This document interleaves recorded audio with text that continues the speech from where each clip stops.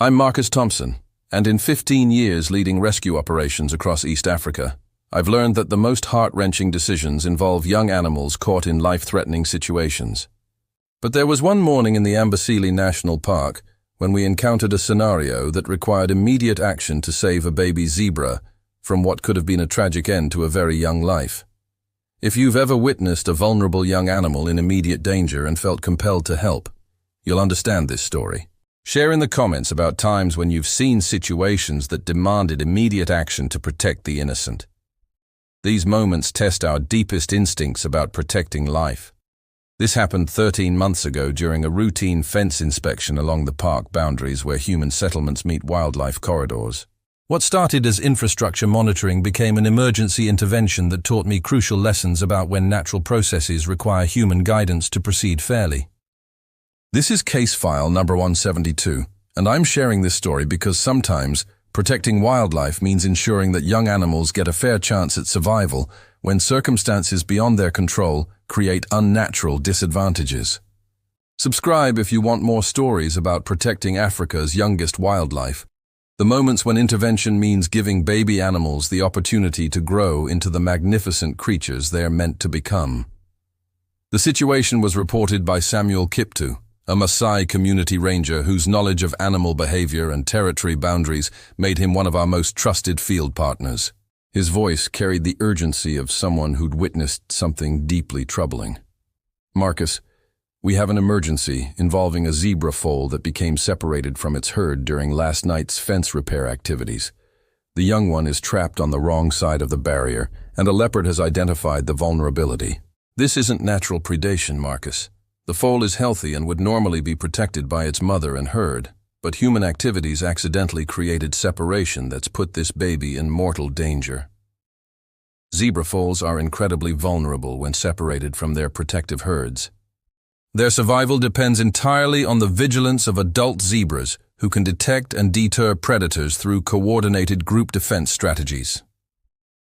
"Samuel, what's the current status of both animals?"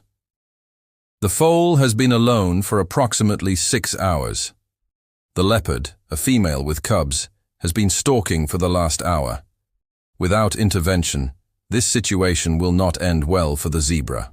I assembled our emergency response team immediately. Sarah, our veterinarian, would manage the foal's stress and any potential injuries, while Mike's equipment would be essential for safely managing both animals during the intervention process. This case requires understanding that human activities created an unnatural situation requiring correction, I explained to the team during our emergency flight. "We're not interfering with nature. We're fixing a problem we accidentally created." Sarah was reviewing zebra foal physiology and stress responses during our approach. "Marcus, separation anxiety in young zebras can be fatal even without predator pressure. This foal is facing multiple life-threatening stresses simultaneously." Mike was preparing equipment for large animal management and safe transportation. "Boss, I've got barriers for leopard deterrence and gentle capture systems for the foal. The goal is resolving this situation safely for both species." When we reached the location, the scene was heartbreaking. A beautiful zebra foal, maybe 3 months old, stood alone in a small clearing, clearly confused and frightened by its isolation from the protective herd structure. The leopard, a magnificent female, was positioned about 50 meters away, displaying classic stalking behavior. Her patient approach indicated she understood this was an exceptional hunting opportunity. "Look at the foal's behavior," Sarah observed. "Constant alertness, rapid breathing, positioning that shows it knows it's in danger, but doesn't understand how to respond without herd guidance."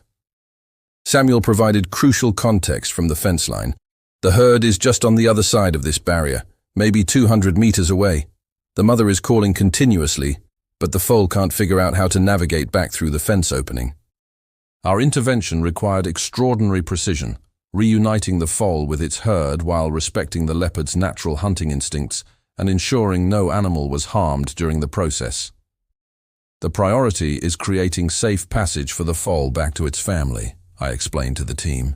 "The leopard will naturally disengage once her hunting opportunity is removed." The approach phase required careful positioning to avoid triggering panic responses from either animal. Both the foal and leopard needed to understand our intentions before we began active intervention.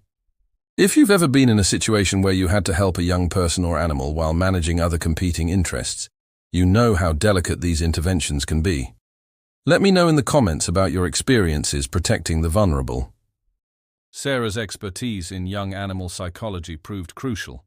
Her approach to the foal was calm and reassuring, using body language and vocalizations that zebras associate with safety and protection.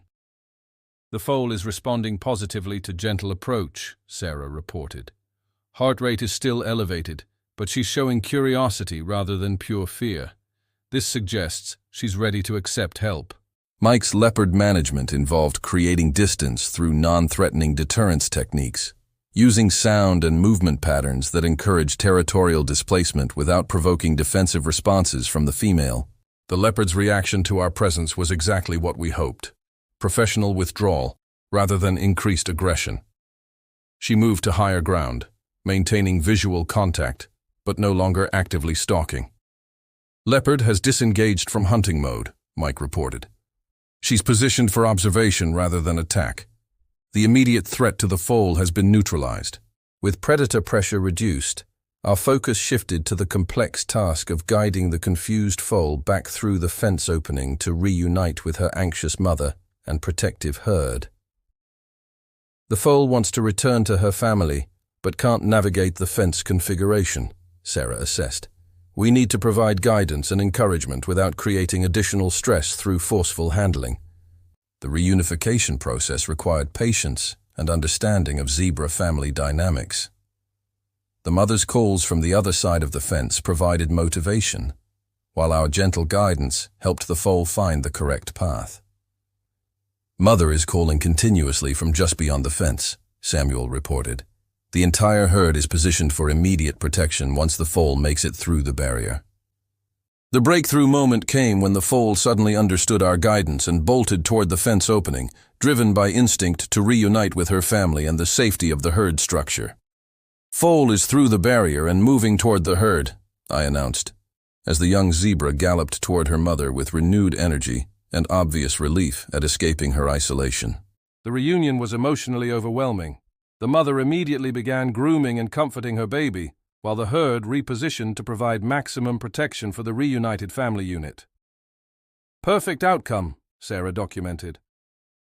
Foal shows no signs of trauma or injury. Mother-infant bond is intact, and herd dynamics have returned to normal protective patterns. The follow-up monitoring confirmed complete success. The foal integrated seamlessly back into normal herd life, and the leopard returned to typical hunting patterns focused on naturally available prey. Excellent long-term results, Samuel reported weeks later. The foal is thriving, developing normally, and the fence modifications we implemented have prevented similar separation incidents. Case file. 172 taught me that conservation sometimes means taking responsibility for problems created by human activities and working to restore natural balance that our presence may have disrupted. I now approach boundary situations with enhanced awareness of how human infrastructure can accidentally create vulnerabilities for young wildlife and protocols for rapid correction when problems occur. Sarah has developed specialized techniques for managing separated young animals, understanding their unique psychological needs, and the importance of rapid family reunification. This case reinforced the principle that effective conservation means recognizing when human activities require follow-up intervention to ensure wildlife populations remain healthy and protected. But here's what really validated our approach. Watching the foal thrive in subsequent months, growing into a healthy juvenile zebra who's now contributing to the genetic diversity and social structure of her herd. 6 months later, both the zebra family and the leopard were flourishing in their respective ecological roles. Our intervention had corrected an artificial problem while preserving natural predator-prey dynamics. Case file. 172 influenced every subsequent boundary management operation we've conducted, including the infrastructure modifications that prevent similar separation incidents and the rapid response protocols for young animal emergencies.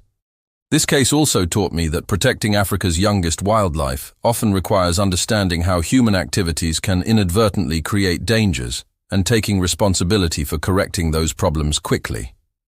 Subscribe if you want more stories about protecting young wildlife. The moments when ensuring the next generation survives requires human intervention to correct problems we accidentally created.